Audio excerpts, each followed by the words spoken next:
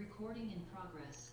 This segment is all about selling your business in today's economy. Welcome to the program. I'm Mark Imperial, and the segment's brought to you by booksgrowbusiness.com. It's the place where busy professionals get published to lead their fields, educate consumers, and to leave a legacy.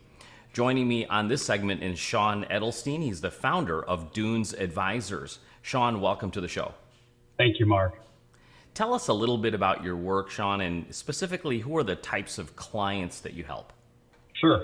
So we do business brokerage, mostly Main Street, middle market businesses here in Southern California.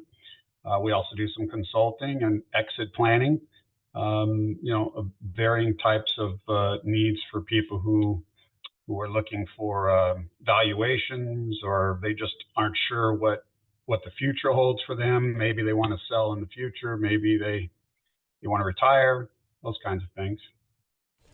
Do business owners know a lot about selling a business? What do they see as their biggest challenge? Good question. So the internet is fantastic and terrible all at the same time. Some of the things they read, and then they come to me with, everybody's better educated today for sure.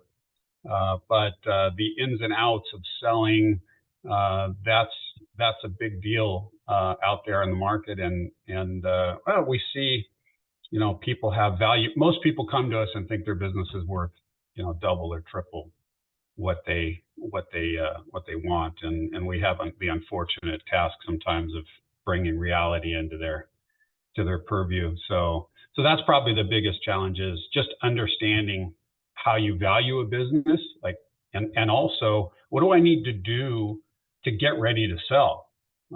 Right now, today, I should be doing things for 5 years from today. And that's the biggest challenge, is that they're not ready. So I do a lot of consulting work for years. People call me. I have clients for the last, I'm 27 years doing this now, and I've had clients call me almost the whole time. They'll call me once a year. We'll do a little catch up, and we'll figure out what they need to do to kind of stay on track. So whenever the time is to sell, they're ready. All the facts are in place for them, books, records, everything. What do you find commonly? Do business owners make a bunch of mistakes or neglect to prepare certain things when it comes time to selling a business? What are some of the big mistakes or pitfalls you find owners falling into? Yeah. So sometimes the owners become too involved in the business. Often they're doing every job in the place, and then when we go to try to sell it, it becomes a challenge for the buyer to try to figure out how to fill that role themselves. Oftentimes, books and records are a big issue. That's probably the biggest thing. So I'll come in and I'll say, okay, what did you make last year? Nobody really can answer that question. They don't really know what that means. And I try my best to explain what that means.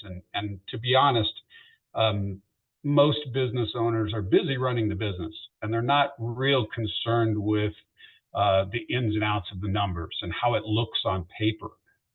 So this is the part of the education that you need to kind of make them understand. Other factors include payroll and having family members on the payroll, and car payments run through the business. Things like this all show up on the books, and if you can't explain it, it's not decipherable. So what I like to do is I like to help them create almost like a binder with all of the financials that they keep. It's like a due diligence binder almost. So if I were to sell your business, you would hand this binder over to me, and it would have every section kind of spread out, and we would know exactly what we're looking at. Each section about employees, about assets, about debt, about inventory. I mean, these are the things that you just kind of keep running along the business each year. And when you're ready to sell, it's ready. Just hand it over. Fascinating insight. Most people are familiar with like selling a home, and they they pretty much know that they take a little time to get a home ready to sell, and then it sells like pretty quickly, a month or two maybe. Right. But I'm Right. sure businesses are not quite like that. Can you tell us a little bit about the differences and how easily or less easily businesses sell? Yeah, so that's a great distinction. So when I talk to people about, and this is kind of what I tell people when I compare myself to selling homes. I've never sold a house. However, here in California, you do have to be licensed with a real estate license, which is really kind of interesting because the vast majority of transactions do not include real estate. So that's the closest thing they could come up with to oversee what we do.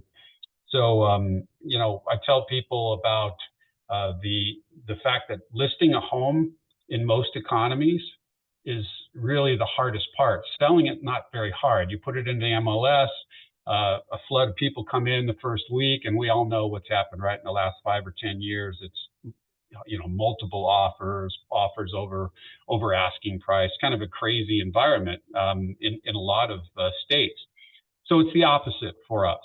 So we come in, I could list anything basically. I could walk up and down the street or go into an industrial complex and knock on a door and say, would you sell your business? Everybody would say yes. They just, to get a listing is pretty easy. To sell a listing, that's another story. Finding a buyer, trying to figure out financing, trying to figure out the books, see what it really makes, valuations. So when we compare the two, it's not even close. It takes the sales cycle is longer, say 6 to 12 months. Selling a home is sometimes less than 30 days. So there's other examples of that, but that's basically it. Sean, what inspired you to get into this field and help business owners sell their businesses? How did you get started? Yeah, I was always entrepreneurial. I was selling at 12 years old. I was selling fish. I was selling tropical fish out of my bedroom. And my mother, she kept seeing me get on my bike, and I would ride down to the fish store with a bag of goldfish, right? Or I was breeding. I can't remember the name of the fish, but I would breed them in these tanks, and I had like 8 tanks in my room, and I'd go over to the fish store and I would sell them the fish. So that was my first experience. And then I went on to do, I was selling computer parts, and I was like, I had no interest in normal kid stuff. I was interested in the inner workings of a business. So when I got old enough and I got enough money, I went out on the market and I went to buy a business, and I visited with a broker at that time. And this was back in 1997. And I was just floored at what I was experiencing. I would go into an office, it's kind of an old school office, and they would hustle me into their car, and they would drive me around to 3 or 4 businesses that they had for sale, literally during the day while the business was open, which is a complete no-no in our business. We do everything confidentially. Nobody should know a thing about your business being for sale, not customers, not employees, not other tenants in the building, anything. So they walked me in, and clearly they're pointing at things, and we're in the middle of the day. And then we'd go back to their office, and they'd sit down and they'd say, okay, which one are we going to write an offer on? And no financials, no nothing. It was just embarrassingly unprofessional. So I started thinking about that. I had a real estate license at the time, and I really loved looking at these businesses, but it turns out I was not a great buyer. So I started to put two and two together, and I thought, geez, if you really take the time to look at the financials and really vet the business, the biggest problem is someone would show you something, and we'll call it a manufacturing company, but they had never really vetted the financials. They had never really checked the history of the sales. What percentage of the market did they have? None of that was presented when they were trying to sell these things. They just simply had the seller sign a listing agreement. The seller said how much, the agent said, how much do you want? And the seller said, well, I want $1 million. And he said, okay, well, I'll put that on the form. And then they would sign it and they'd put it on the market. So after, going through that for a while and realizing what was out there, I thought, geez, if someone was professional, if they started to use technology to their advantage. I started capturing email addresses in 97. built one of the biggest databases in Southern California. I mean, just huge competitive advantage. I was capturing emails and doing direct emailing back then, and it really was it was a great move for me. So when I saw all that happening back then, I signed up with a local franchise, a business brokerage, and within the first month, I was their top agent in the office. Within the first year, I was the top agent in the state of California, and I was consistently in the top 5 in the country. At that time, they had 300 offices. They had a couple thousand agents, so it was just a good fit for me, and I really enjoy helping people. That was really ultimately what it was. I take calls today.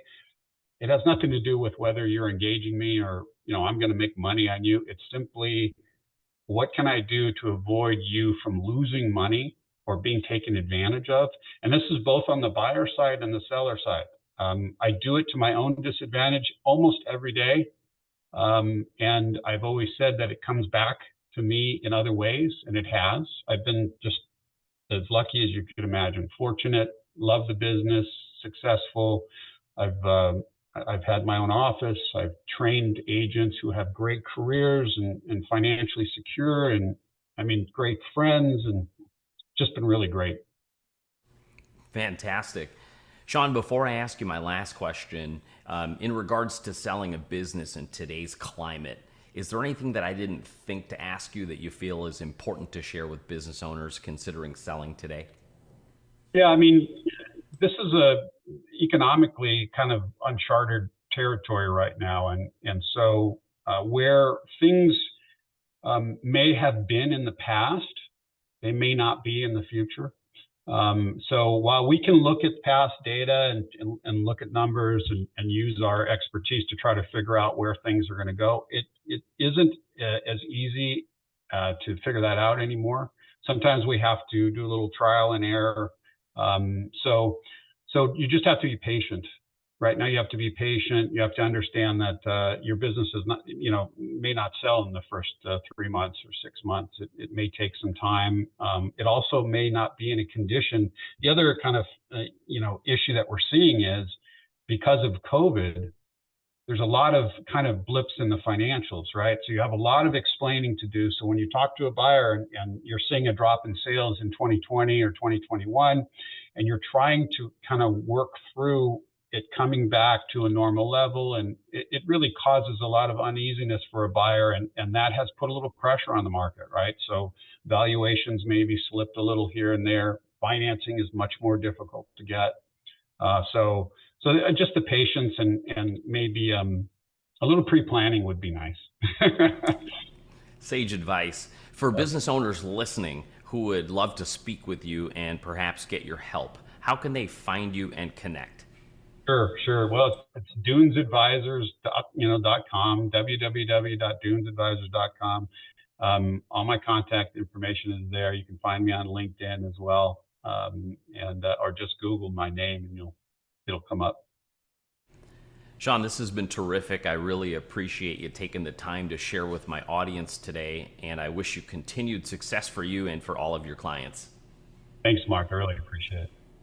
That was Sean Edelstein, founder of Dunes Advisors, and this segment's been brought to you by booksgrowbusiness.com. It's the place where busy professionals publish to lead their fields, educate consumers, and to leave a legacy. That's all for now. I'm Mark Imperial, and thanks for joining me.